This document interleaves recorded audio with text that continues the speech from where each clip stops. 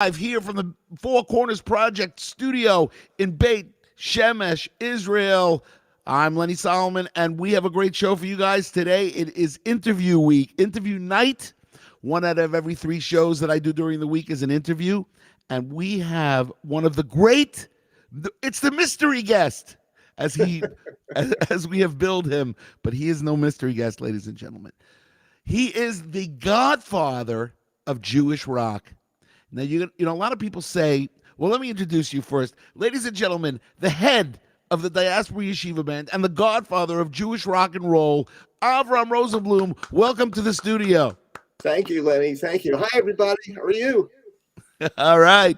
And they all say yes. They all say hello. So I must tell you that when you wrote to me, and we've been friends for a long time, and you are a big influence of mine. I mean, I'm going to start off the show by saying right away, 1981, 80, 82, I don't remember what year it was. I was in Queens College, modern Orthodox Jew from Queens, and the Diaspora Yeshiva Band came to Queens College, and they played on the fourth floor of the Hillel Student Union building in Queens College. And, you know, that I don't remember.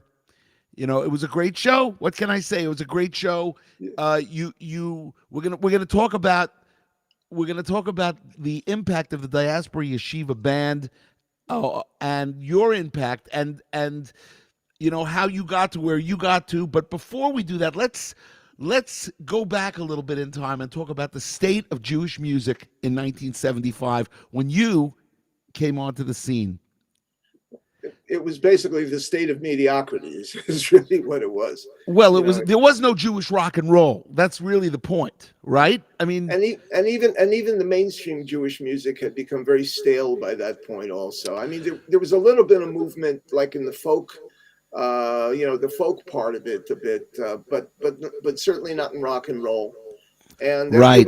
It was a wedding band music, and where the featured instrument was still clarinet. It was clarinet. It was wedding band music. It was. I mean, and I grew up on that, and I really did like it. I must tell you, I liked all music. I liked Hasidic music, but I also liked rock music. But when you guys came onto the scene, it was like whoosh. It was a breath of fresh air. It was oh my gosh, that we can do this. We there is an industry, and it's very, very funny because people always ask me, they say, what industry, what do you do? I go, well, I'm a Jewish rock and roller. And they say, they laugh. From that you can make a living. Well, how many times did you get asked that question? More than I can count. Me too. That was the number one question. That was the number one. You make a living from this? Question number one. Question two, do you get permission for these parodies? That was question number two. Yeah, everybody wants to know, what's the meat cost on your sandwich when it's like. So Jackie Mason used to talk about that kind of stuff all the time. Every Jew wants to know how much did that cost you? He did. Jackie Mason spoke a lot. He was so politically incorrect, but very, very funny. Very funny. Absolutely. So. Okay, so back to Jewish rock and roll, of which there was no industry. You were the first, and that's why I call you the godfather of Jewish rock and roll. So let's now go into let's tell the audience, I'm going to ask you to tell the audience a little bit about your growing up, where you grew up, and how you managed to become the Diaspora Yeshiva Band. Well, let's go back to around 1967, 66, 67. And by that point, I was already a few years into, the Beatles and all the other groups. And I had discovered Bob Dylan around that time. Also, Johnny Cash a little bit. All those iconic, different songwriters and singers. As far as the bands were concerned, so the band, was really the strongest influence on me at the time. Wow. But I had a band with a seventh grade classmate of mine named Frank Stallone, and Frank and I had the first really great band that we started in Philly at the time in '67. This is the Frank Stallone. Yeah, we've been best friends for God, how many years now? But since we're 12, so it's a That's long time. crazy. That's crazy. And it's funny. I just spoke to him about an hour ago.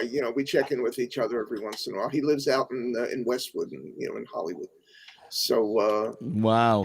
he's still a great guy. Great guy. As a matter of fact, not to be a big self promoter, but there's a bio on Amazon Prime called Stallone Frank. That is, which is all about Frank and the fact that he grew up as Sylvester Stallone's brother, but they used to call him Rocky's brother, which used to irk him. So it's all about being really talented on his own and coming out from underneath his brother's shadow. And Yep. it's a great flick. You should see it. Stallone Frank that is, and I've got a little piece in there too. So Really? That's yeah, amazing. yeah. So Shot so right here. Shot. so you and Frank Stallone have this band in the 7th grade. And it's going well. We met in 7th grade, but when we were 16, 17, we ran into each other in a music store in downtown Philly. And we immediately see, I used to be the straight guy. I was like the president of the school, Mr. Joe with the tie and jacket every day. And Frank was a rowdy, and we used to get on each other's nerves constantly. He was always like picking on me if I wasn't wearing the right kind of button-down shirt, and all that kind of stuff. Because he would call me Jive because I would wear like open collars. Anyway, so That's funny. So Frank and I were like not rivals, but just like we used to like to get on each other's nerves. And then a few years later, we meet at this music store in downtown Philly, and he's wearing like fringy buckskin, jackets, and his hair is down to here, and my hair was down to there, and I'm wearing beads, and he's carrying a guitar case, and I'm carrying a guitar case, and we looked at each other and said, "All right, we got to start a band, right?"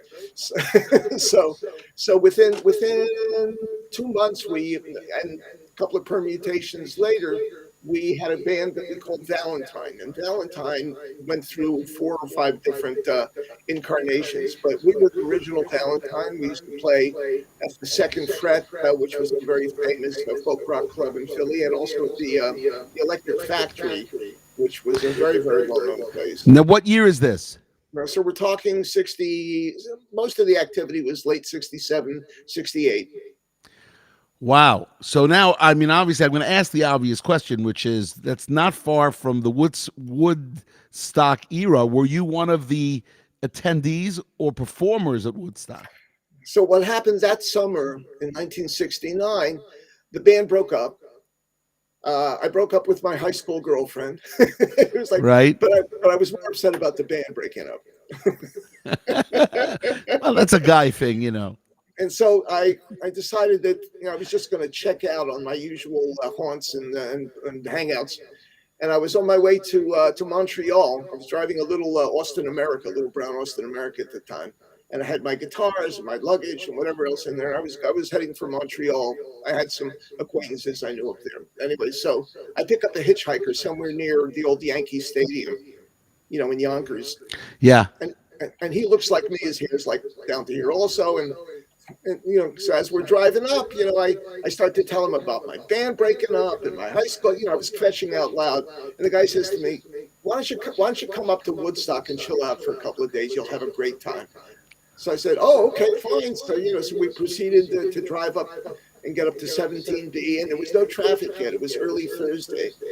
But by Thursday night already, it was unbelievable. And Friday was insane. It was gridlocked for 40 miles in every direction. Wow. It was amazing. But so anyway, you actually were at Woodstock. You were. Oh, was I there? As a matter of fact, I was so there that I don't remember half of it. My gosh, it's unbelievable. I actually met somebody else that was there. Who's that? It was a lady, and I was actually paying a shiva call in Israel. You wouldn't believe this, right? I'm paying a shiva call in Israel, and the lady sitting next to me, she's married to a South African guy, and she says to me, I was at Woodstock, and she starts telling me the story. And I said, wow. Well, me and 500,000 other people, right? So it's yeah. Right. But, no, of course, in 69, I'm 8 years old, so I didn't know from Woodstock. Right, I was 18. I was on my way towards 19 in September. Wow. Which I found out later. But see, what was really interesting about the whole thing was, number one, there were no fights. Everybody was really totally into the peace thing at the time. and 500,000 people, and nobody even got a black eye. I mean, it's amazing. It's just totally amazing. Wow. And did you actually hear the music from where you were? Yeah. Oh, the sound system was huge. I mean, if you've ever seen the movie, they had huge speakers up on these towers, and except when it stormed a bit, and they had to cover them up and turn everything off because it was there was lightning. So that was late. So That was like later Saturday night. so at this point you don't know that you're going to be a musician, or did you? Well, I was in bands from the age of 14, 13 Okay. actually. Yeah. So as far as my calling as a musician was concerned, that was well established already. I Wow. wanted to be a songwriter and a performer, and I was heading in that direction. Wow. That's amazing. Okay. So you detour to Woodstock, and from there, what happens? How do you get to Israel? Well, the first thing I ran into at Woodstock was some Hare Krishna guys that were giving out peacock feathers. that was my first like real spiritual confrontation. That was after Satchidananda, gave the opening benediction there, and the Hare Krishnas didn't like him. So they were walking around the crowd yelling bogus, bogus. Anyway, that's like Litvaks and Hasidim. That's a whole other thing, right? So so then by Saturday night, this is Thursday, by Motzi Shabbos, which again I discovered later. But I was wet and I was cold and I think I caught something, and so I had a fever, and I decided I got to get out of there.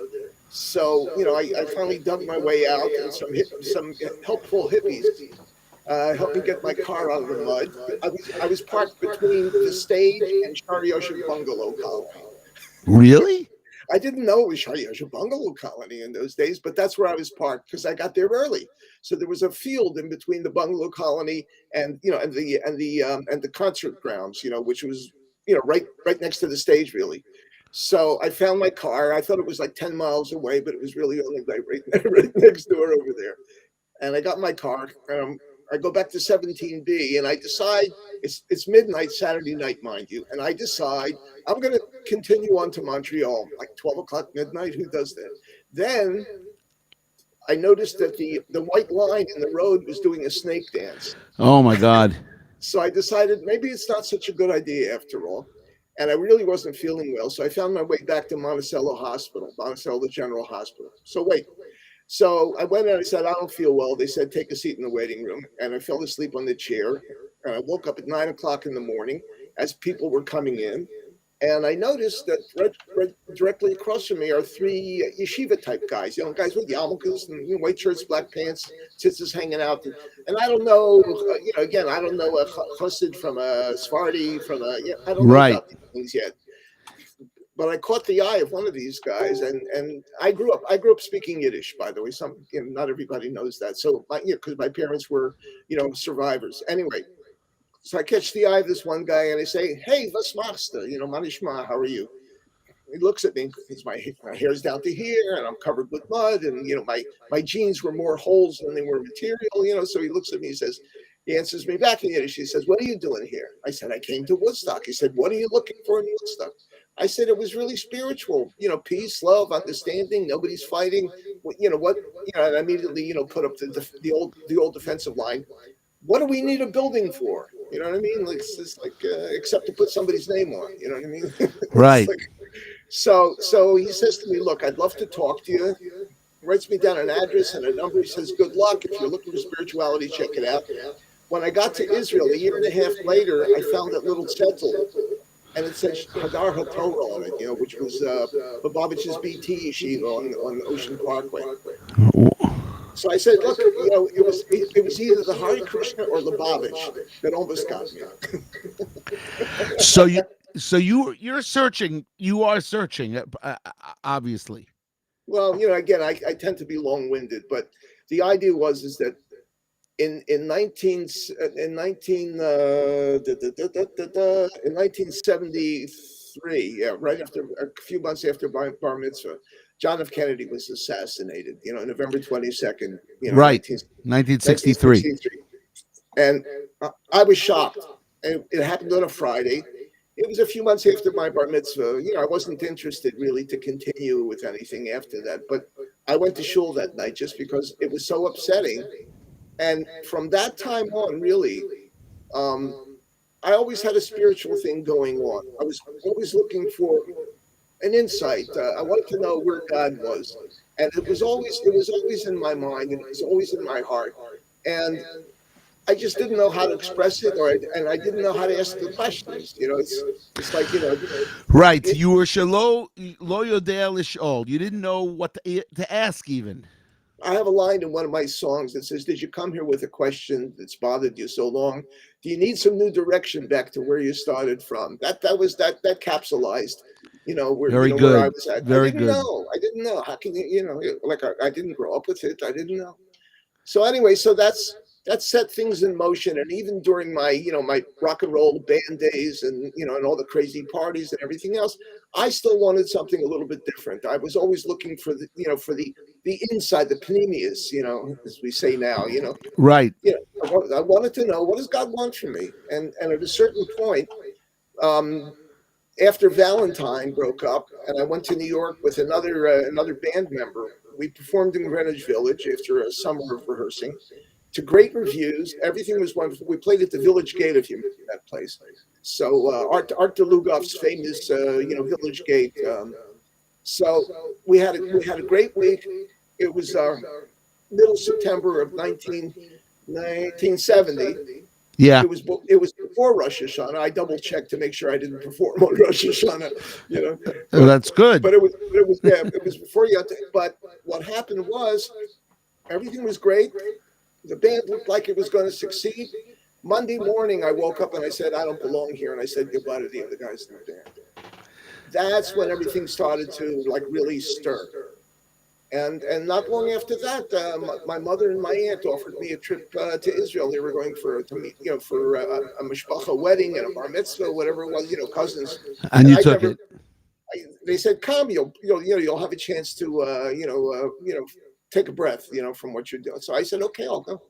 And that was it. I got to Israel and fell in love with everything my eyes would look at. So it's amazing. It's amazing. Eventually, Israel captured my heart.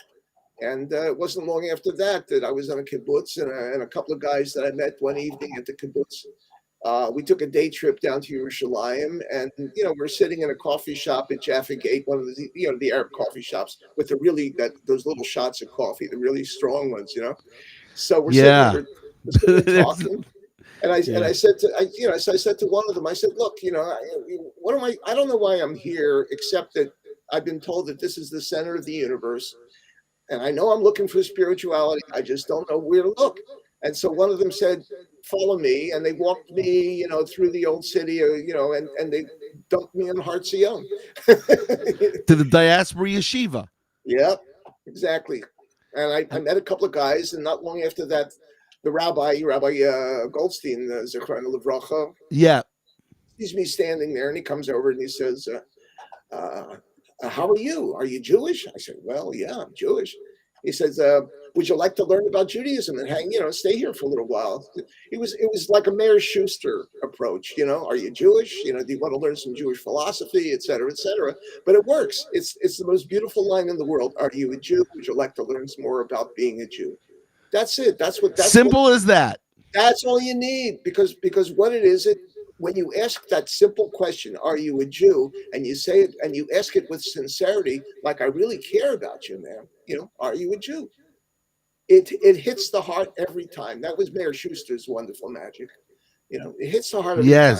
Yeah. People don't understand. People, if you don't mind me taking a side trip, people don't understand that Kiruv is really a lot simpler than they think. They think you have to have organizations and you have to become a Kiruv professional, right? What's a Kiruv professional? A Pasha Jew is a Kiruv professional.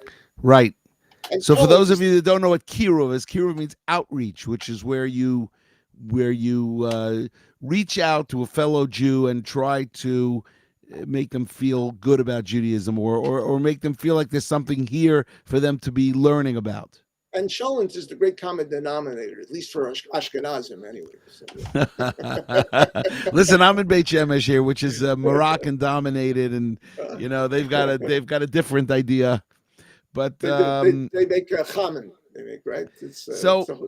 All right. So let's fast forward to the music. But before we do that, I'm going to take a tangent. I want to ask you.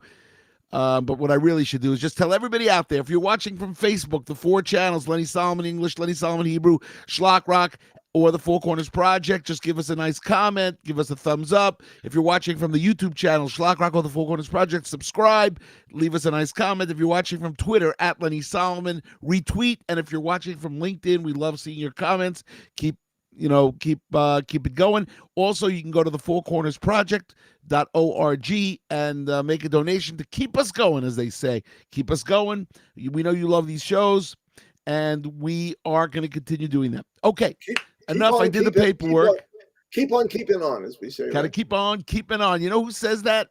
Steve Miller says that in a song. Oh, yeah? Oh, yeah.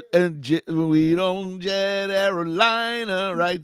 Keep on keeping on, right? Yeah. That and Far Out, man. So, okay, quick question before we get into the music, because I got questions here about some of the songs and some of your experiences, because you were breaking ground. First thing is, you mentioned all these people before, and I said I can't believe this. And this is my third question: who is more of an influence to you, the Beatles, Bob Dylan, or the Rolling Stones? Bob Dylan. Bob Dylan. Unbelievable. So it was his words. His words went right to your soul. It was not only his words, and it was his delivery, because he's more poet than he is singer. Right. And what he did was, at least in my opinion, he created a character that was the most brilliant writer with the worst voice. Right. Right. And the contrast between the two is what was really jarring, about, listening to Bob Dylan. It's like it was all that nasal stuff. Hey, Mr. Tambourine Man, play a song for me. It's like, who sings like that? We were coming out of Perry Como. And the funny thing is that when I talked to Steve Bill about that, Steve Bill, also a guitar player, one of my producers, and he says that Bob Dylan is the greatest philosopher writer ever. Yeah, I mean, in the pop music world, of course, he's not Robert Frost, but his influences, include the Robert Frosts of poet history, and great writers. I mean, Bob is a very, very astute, very well read, very accomplished student of poetry and great American songwriters. Wow. Okay, so that was a very interesting answer. I thought you were going to say the Beatles. I would have put money on the Beatles. The Beatles gave me a start, playing "She Loves You," and she was just 17, and I wrote a couple of songs in that genre when I was 14 already. One song called "Forever and a Day." I can't even remember the words to it anymore, but was it "Forever and a Day"? Do you really want it that way? I don't know. It was like some really corny lyric, but it was all part of that Beatles influence. But when I heard Dylan and the band, who was his backup band for a number of years, the first album was called Music from Big Pink, and that was it. It blew me away. Wow! So there it is. Okay, so now you are getting, as they would say in the business, you're feeling more Jewish, or it's Paul Simon and feeling Jewish. You're feeling right, and you start. It's called the It Factor. I was feeling it. Okay, so Shmuel Ramres chipes in, one of my favorite altar rockers. Here we go. Shmuel Ramres, my associate producer, Judy Hertzfeld from Clifton, New Jersey, writes, loving this interview. And Nostalgic Hafakot writes, wow, Avraham Rosenblum, the rock and roller. So there we go, where people are commenting. I don't know if you could see the screen, but they are commenting on the right side. I don't know if you could see. I'll watch the reruns. Right. But, so anyway, okay. So, all right. Let's talk about a couple of things. So you start the band. You get together with the guys. You and you're learning. And as I always tell people, when I write, input breeds output, meaning the more I learn, the more I write, the more I get inspired. Was that the same thing with you? Was the learning inspiring you to write songs? Yes, but it depends on which order you see it. Because on one hand, I already had a developed sense of music.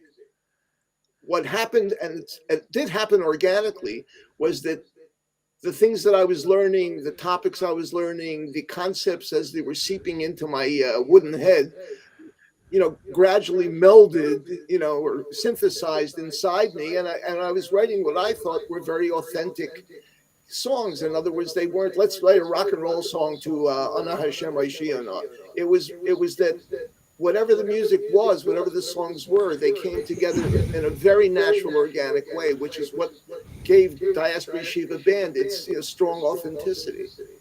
Yes, I agree. There was energy. There was an energy behind the songs, all the songs, not just. I mean, I just wrote down a list of Pitchuli, Malchutcha, Hu Yiftach, Tzadik, Hafachta, Lule Hemanti, Hakol Yoducha, all of those songs. And there was more. The one where you V'hurachum, right? There were so many of them that they had an energy to them. So you were somehow able to take your spiritual energy and combine them with those Hebrew words. I mean, that's exactly what it was. It was all a real experience. Again, we came, all of us in the band came from different directions in music. Ben Sion came from bluegrass. He was a great bluegrass. I mean, he is still to this day a great bluegrass musician. Ruby came in from Irish music and some klezmer, and he also could rock it like nobody else on violin. Right. Gedalia Goldstein, had been playing. What did he tell me? He was playing like hotel lounges for a bunch of years. But Gedalia could rock it, man. I mean, Gedalia was just like Mr. All power, all arms. He was like. Was the drummer of the Muppets? What's his name? The Animal, wasn't it? Animal. So Gedalia had those arms. I don't know if you saw the video when we had a reunion at the Haas concert in 2014. So Gedalia, who's now very white, we rented him a set of white drums, and it was like watching like royalty with the white drums and the white beard, and he did an amazing job, especially in the song Lo Asavasena that we did. You gotta watch the video. He's absolutely gorgeous. So I got it. Wow, that's an unbelievable story. So wait, I know, give me the original guys. How many were there? The original concert that was held at Beit Ha'am in Hanukkah of 1975 was a musical troupe of like 16 people. Oh, I see. Which included myself, Ben Sion, Moshe Shore, Rabbi Shimon Green, a piano player named Beryl Glazer. Moshe Shore's wife was playing violin behind the curtain because of tznius. So Shoshana was like, playing violin. That's where they met. They got married after that. Who else was? Oh, Chaim David. Chaim David was in that show also with the musical partner. Wow. And Steve Miller. They were writing songs together. A guy named Amram Cohen was playing bass and trumpet. Who else was there? Yochanan Letterman was the original drummer. He's a French Baal Tshuva, that brilliant, also a brilliant scholar, and also has written books. Who else was there? I don't know, a bunch of other guys. It was an amazing event. It sold out Beit Ha'am. And from there, we continued, but I wanted to trim the band down into a workable 5 or 6 piece band, so we could tour. Right. And so the band eventually solidified. Gedalia showed up after that point, but it was me, Simcha Abramson, of course, was in that show too. Simcha was our sax player and our clarinet player. So Simcha and me and Sion. Originally, Moshe Shur was in the first formation of the band. Then he became a Hillel director and left the band. But he left us a couple of really nice songs that you might have heard about. One of them was If there was Hashem B'Simcha, and I forgot about that one. So Yes. so Ivdu et Mickey, Hashem and Hafachta. Probably Hafachta is the most covered song in Jewish rock and roll history, I would say. So many I think, bands have recorded it. and I think they all do it like we do, which is that every time they do it, it comes out different. that's and listen. Truth is, a good niggin, a good song, no matter how you want to lay it down, it's going to remain a good song, and the energy is going to be there. So anyway, so that's more or less the story. Wow, amazing. Now wait, You know, I just got to tell you, Yona Lloyd says Diaspora was my first concert, and playing Hafachta, the Hafachta lead, helped me pass Lenny's audition in 1985, so I owe you my career. Question, what was the first Jewish song that you wrote? What was the first Jewish song that you wrote? hang on. I just happen to have a guitar here. Oh, that's So, surprising, considering I see around 8 guitars behind you. at least. Anyway, so here's the first Jewish song I wrote. Wow. Shabbat Shalom. It's nice to be at home. Shabbat Shalom. It's nice to be at home. Anyway, I wrote that for my parents because after all the things that I'd been into over the years, I was the hippie and the Buddhist and but not a nudist, but a Buddhist. And I think they were a little bit mistrusting of the fact that now I was a full-blown Baal Tshuva and I was keeping kosher and Shabbos and tzitzis and all that. Right. So they weren't quite, they didn't quite trust, the situation. And when I wrote that song, I sang it for them over the telephone one Sunday after a Shabbos. And that was it. I sold them on the fact that what I was doing was like really real, and it was going to be something I would do for the rest of my life. Amazing. I never knew the background to that song. That's I remember seeing a video of you guys performing that. It's funny. Oh my God. Wow, but my favorite song of all the songs I've written is Lule Hemanti. Oh, I love that song. Still my favorite. Liros B'tuv Hashem. Liros B'tuv Hashem. Be'eretz Chayim. Lule Hemanti. Come on, everybody, sing along. Liros B'tuv Hashem. Liros B'tuv Hashem. Be'eretz Chayim. Let's do the chorus one time, okay? You got it. Kavei El Hashem, Chazak v'yametz libecho, Chazak v'yametz libecho, Kavei El Hashem, Kavei El Hashem, Chazak v'yametz libecho, Chazak v'yametz libecho, the Kavei El Hashem. That's unbelievable. Okay, so we're already 33 minutes into a 30-minute interview, so obviously we're going a little bit longer if you have the time. Can I tell you real quick? Yeah. Lule Monty is also a very real song. It was written during the Yom Kippur War. My wife and I were sitting in our apartment in Sanhedrin Merchevet. The shades were closed. You couldn't go outside and smoke a cigarette if you smoked in those days. And we I was looking for something meaningful, and we came across I think it's in Tehillim Mem Yud Pasuk Yud Tes, if I'm remembering. Right. And I started to write a melody for it, and my wife said, change that part a little bit. Anyway, so Lule Monty was born that night, and that's the story behind it.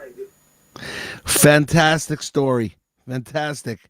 Okay, so give us quickly 3 top, let's call it your top 3 diaspora moments in terms of concerts. I have some in mind, but what were the 3 things that stick out? And it could be television, it could be It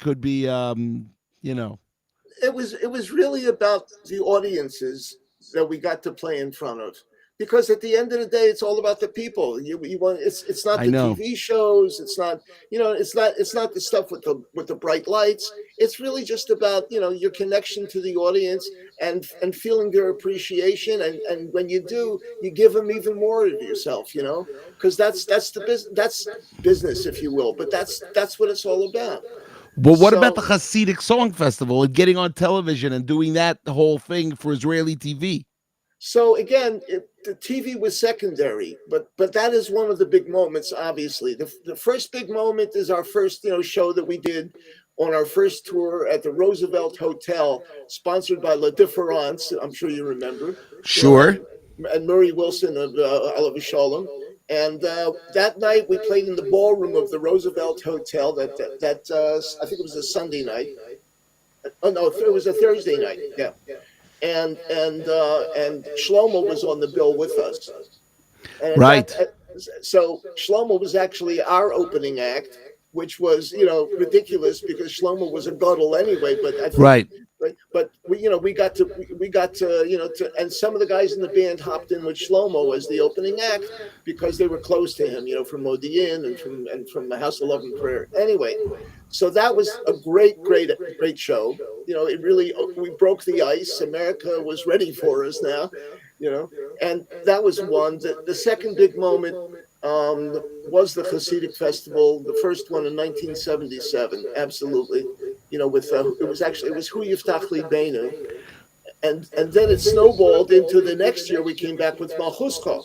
Right. So Right. it was like a double header. I mean, we smacked it out of the park. Both of those were #1 songs in the festival. That's fantastic. So that was that. And I think our third big moment was we were playing in Cincinnati on the night that I think it was Begin and Sadat declared that they were going into a peace treaty. Yeah. And that show was we got so happy and so high from the situation. It was unforgettable.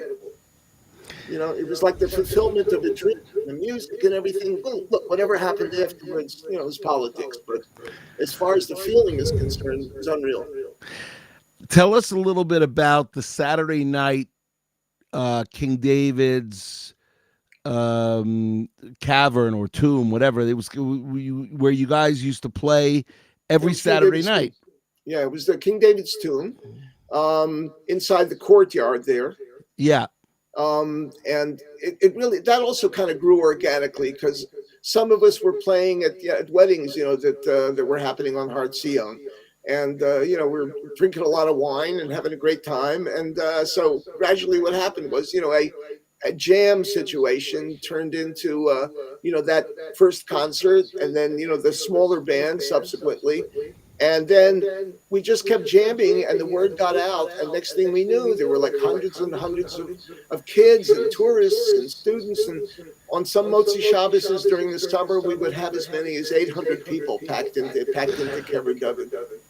Did Rabbi Goldstein understand what was going on, and did he appreciate the band? The answer is yes, because he saw the effect that music and because we were good musicians in the band, and we knew how to talk to people too. So we saw that we were sincere about what we were doing. Look, he always wanted us to learn more. I'm not gonna say that right. It was music first and learning second. It was never that, and he always emphasized. Not that I necessarily got it together, right? But the idea was you're a Ben Torah first and you're a musician second, and the premise is correct. Right, but in the meantime, what he must have realized that from that first question where he asked you, "Are you a Jew?" and look what came out of that. It's unbelievable. Yep. So here we are. We've already done 39 minutes, and I must say, I want to get to what are you doing now. First thing is, I didn't even talk to you about how many albums you released. Some of them are live albums. You have a lot of live albums, right? Or the only live album is called Live from King David's Tomb. Ah, and right. it was a live studio audience. We took friends of ours from the yeshiva, and so all that clapping that you're hearing is not actually in Kever David, but the It's energy was canned. Kever. But the energy, well, not canned. It was live It was live potching. at the time, but it was just in the studio. Yeah. Right, Yeah. that's right. But the energy was very much the same energy as the video that we did, on the roof of Kever David. So.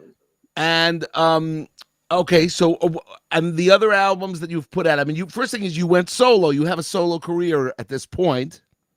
So I have, let's see, the first album I did solo was called Vahoshienu, which was a little bit over the top. I think I tried to schmaltz it up a little too much.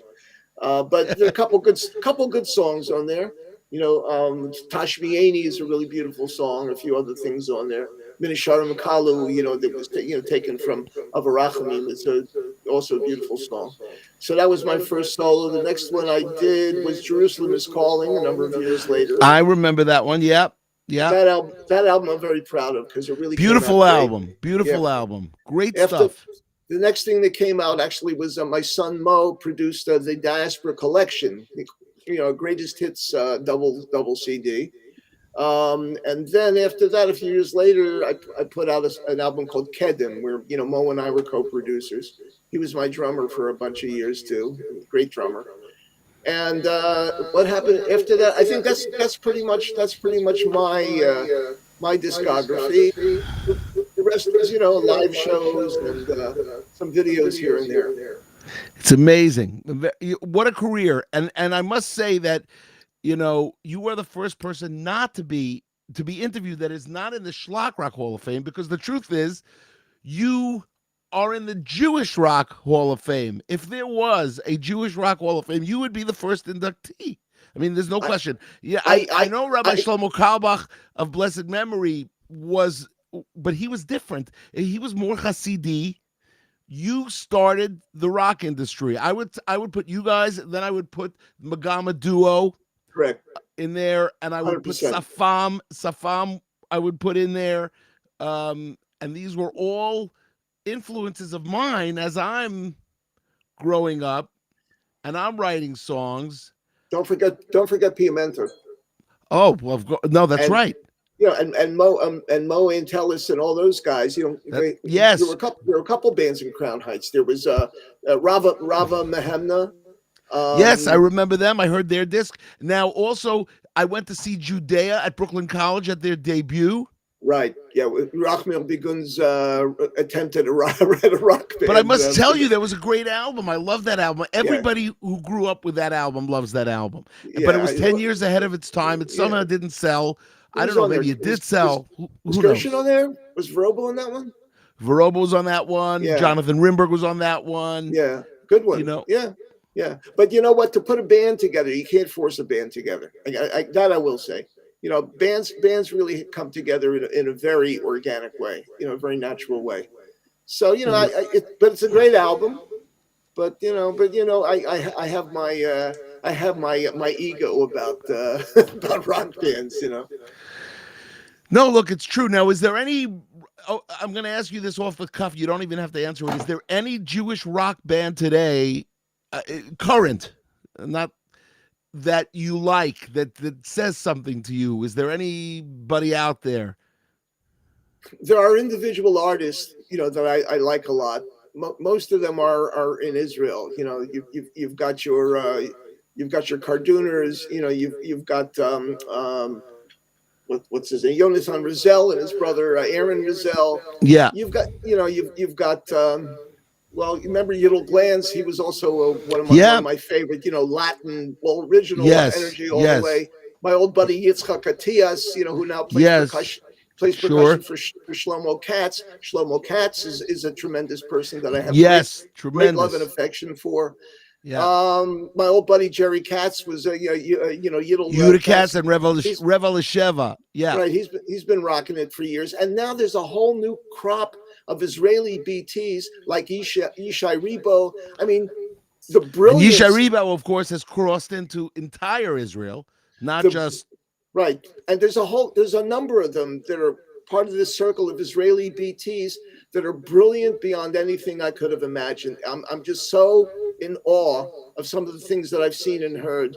And Shuli Rand also. I mean, what an amazing performer! Amazing. It's, So all that's in Israel. Very little is here. Unfortunately, the wedding bands is still what dominates things over here. right. The wedding bands dominate. Well, first thing is the wedding bands in Israel are also a different. It's an incredible scene. The wedding bands in Israel, they're all tight. They're all very well rehearsed. They have this annoying habit for me of putting in secular songs in between, going from one song to the next, which is interesting.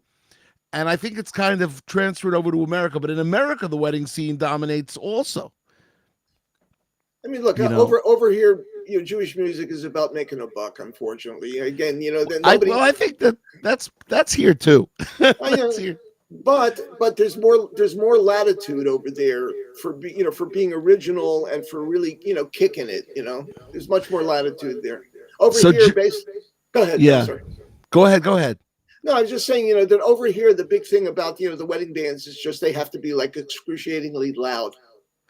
So I'm going to ask you a question. We talked about this before we went on the air, which is the Traveling Wilburys were this group of rock and rollers that came together and put out an album. Would you like to see a Jewish rock and roll all-star band of Jewish rockers coming together, going into the studio and putting out an album?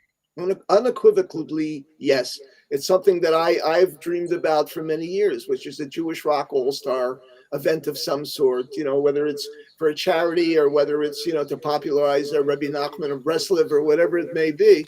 But that's absolutely something that I think is very necessary and would be a tremendous curative tool.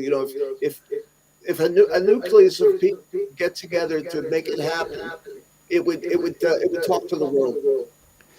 Wow. So I agree with you. I think I would love it. Maybe one day we'll put together a bunch of guys. We'll all go in and we'll do it. But it's got to be this, exactly what you say. It's got to be this organic studio experience. I want to close by telling you the story that I watched where Paul McCartney was asked about his relationship with John Lennon. And he said, everybody says we were enemies. And he says, we were friends. We were great friends. Don't listen to what they say. He said, but I'll tell you one thing. We would go into the studio and 3 hours later, there was a song. Right. And well, there's a whole big thing coming out about the Beatles, right? Yes. Get back. It's going to be, I think, like 60 hours of behind the scenes Beatles stuff. And they were all friends. And if not for the British tabloids, they tried to make everything into a smear campaign, which they're so good at. People knew they were wonderful friends. They were childhood friends. Right. Now, I'm not going to say that fame doesn't bring you to different places, and maybe every band has to break up after a while because you get on each other's nerves. It's normal. I think. But well, listen, lest I overstate everything here because I'm still a rock and roller at heart, and and I've been in quote unquote show business since I'm 13 years old. But the truth of the matter is, like I said earlier, it's really all about people. At the end of the day, it's not your ego, it's not your fame, right. It's not the bright lights. It's how did you leave the world a little bit better with a few more smiles in it than before you came up on stage. At the end, and the mitzvah that we have as Jews is pretty obvious. Ivdu es Hashem b'simcha, and make everybody else feel. What else is there? And that's the best way to end our interview. I want to, first thing is I want to thank you for coming on. Oh, mystery guest. Oh, the Godfather of Jewish rock and roll, Avraham Rosenblum. It's been a pleasure to have you. I want to say Lenny. that this show has been for the refuah shlema of Tzvi Chanoch ben Leah and everybody else who's sick. This show is for you, and may Hashem give you all complete refuah shlema. And I want to see you all tomorrow night for show number 156. We'll be back to it. Let me have the last word. Lenny, you are incredible. You are a one of a kind. You have made an impression on Klal Yisrael through your music, and I give you the biggest kol hakavod in the world. I mean, thank you very much. Well, I appreciate that. But remember, you're you're one of my big influences. So Thank you. I appreciate it, and thanks for having me on your show. I really it's a appreciate pleasure. And everybody, tomorrow night, Lenny Solomon Live, show number 156. And we thank you guys and keep on schlocking. Have a great day. Take care, everybody.